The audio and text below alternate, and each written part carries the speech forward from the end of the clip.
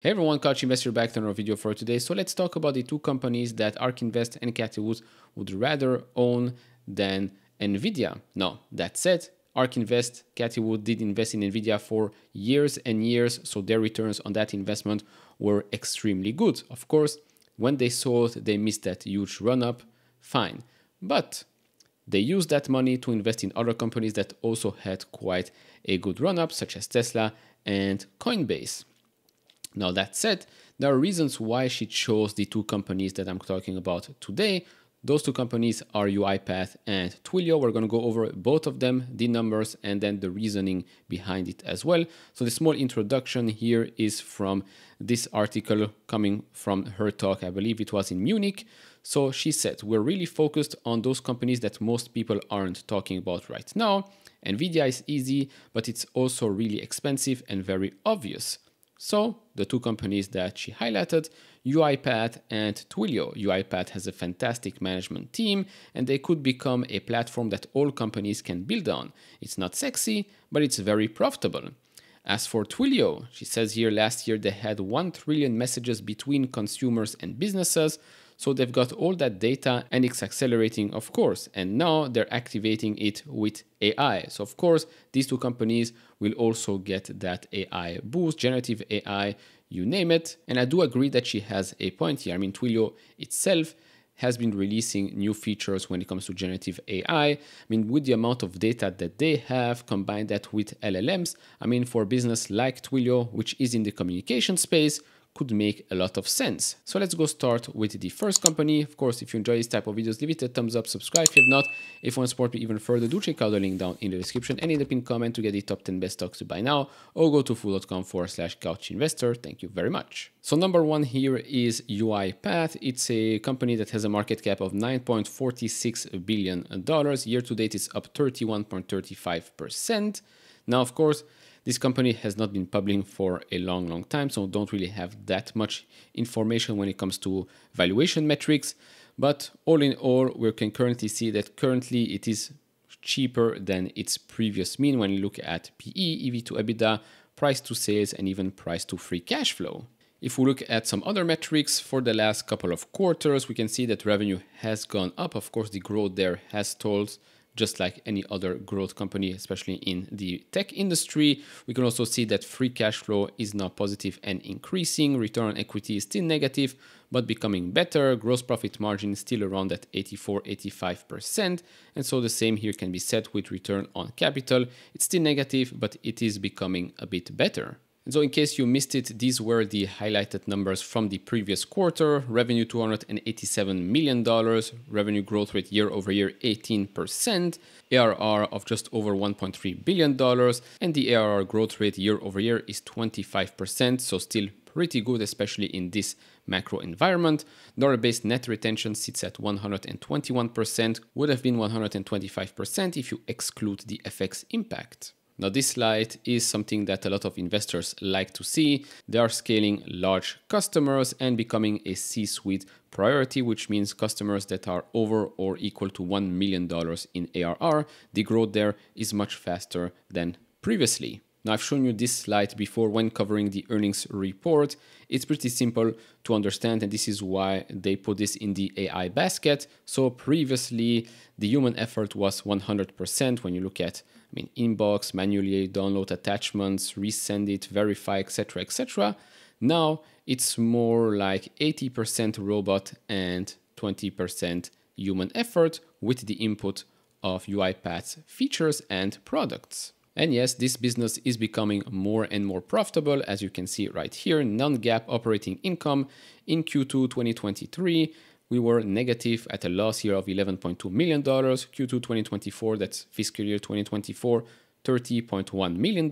And then free cash flow, same story there, loss of $23.3 million in the same quarter last year. We're now at $46.6 million in this quarter, which means that this gave them the luxury of buying back shares, or at least authorizing a share buyback program. So they said here, with more than $1.8 billion in cash, cash equivalents, and marketable securities, the UiPath Board of Directors has authorized a $500 million stock repurchase program, which underscores our confidence in the future of our commitment to building shareholder value.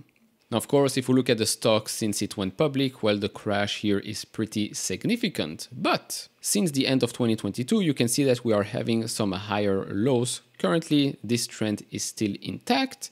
When we look at the resistance points, the resistance is around $18 or so, has been rejected a couple of times. Right now, we are approximately just over the 20 and the 50-day moving average and under the 201. RSI is pretty neutral.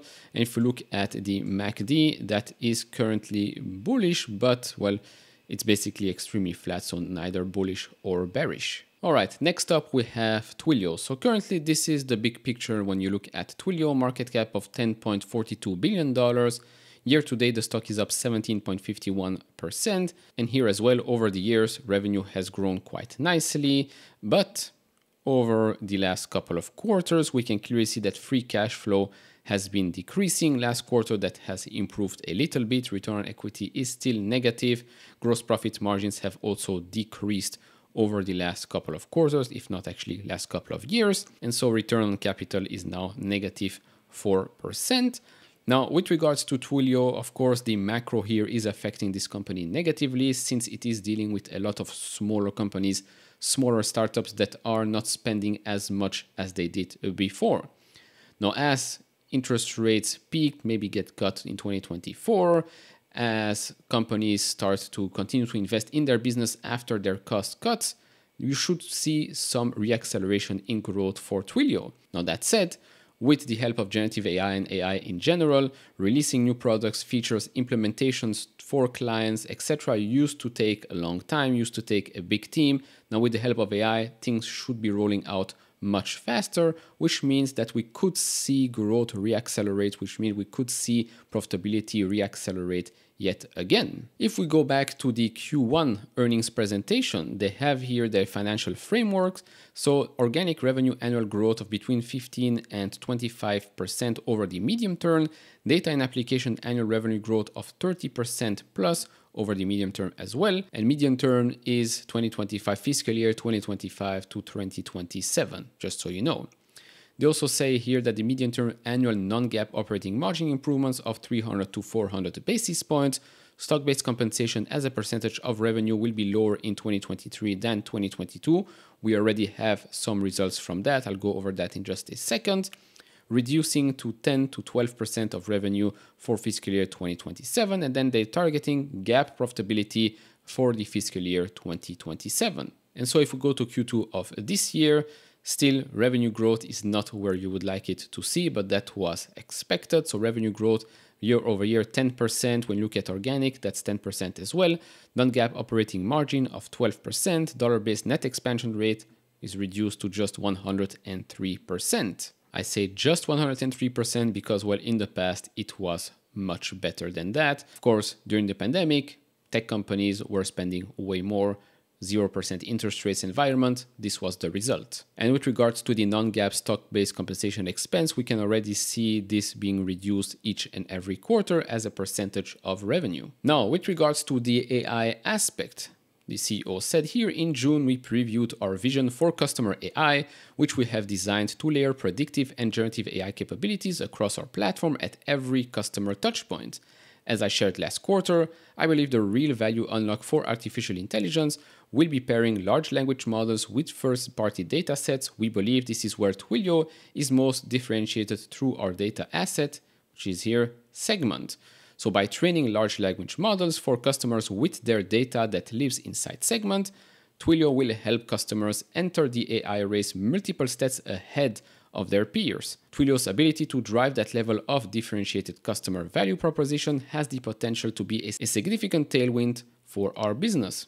I cannot agree more, but here again, execution is key. Now, with Twilio, looking at the graph here, we can see that, well, the resistance points that we were looking at back when we were covering during the earnings season is clearly a big resistance point at around 65%, got rejected yet again, and currently we are a bit in no man's land. Some will say that yes, we were there back in August, which was a bit of a support, but hey, I mean, if we could build a base at around $57, $60 or so until the next earnings report, that could be extremely useful and healthy for the long-term health of this stock.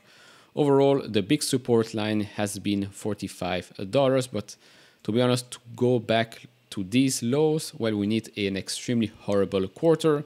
Let's wait and see what happens. RSI is neutral, MACD is currently bearish. So those are the two companies that have replaced Nvidia for ARK Invest. Well, so to say, I mean, they've probably replaced their Nvidia investment with plenty of other companies, but here are the two that I think she mentioned because of, well, the stock's performance, the potential of the stock, and this company's profitability as well for years and years to come. What do you think about these two picks? Do you own one of these two companies, or would you rather stay with Nvidia? Let me know down in the comments below. If you enjoy this type of videos, leave it a thumbs up, subscribe if you have not, and I'll see you all in the next one. Bye-bye.